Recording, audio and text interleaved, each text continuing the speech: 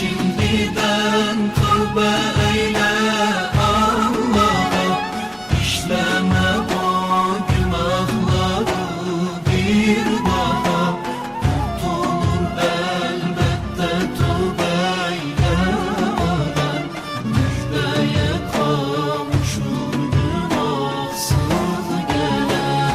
Gel şimdiden tövbe eyle Allah'a, işleme